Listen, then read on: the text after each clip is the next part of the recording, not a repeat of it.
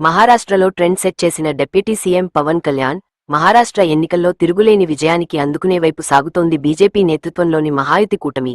ఇప్పటివరకు 220కి పైగా స్థానాల్లో బీజేపీ, ఏక్నాథ్ షిండే, అజిత్ పవార్ నేతృత్వంలోని మహాయుతి కూటమి ఆధిక్యంలో కొనసాగుతోంది. అయితే మహావికాస్ అఘాడి కూటమి మాత్రం చతికిలపడిపోయింది. కేవలం 50కి పైగా స్థానాల్లో మాత్రమే కాంగ్రెస్, శరద్ పవార్ శివసేన కూటమి అభ్యర్థులు లీడ్లో ఉన్నారు. మరోవైపు మహారాష్ట్ర ఎన్నికల్లో జనసేన అధినేత, AP deputy CM Pawan Kalyan చక్రం తిప్పాడనే చెప్పాలి. AP deputy CM Pawan Kalyan Maharashtra assembly ఎన్నికల్లో జోరుగా ప్రచారం నిర్వహించిన సంగతి విదితమే. బహిరంగ సభల్లో, రోడ్ షోలలో పాల్గొన్నారు పవన్.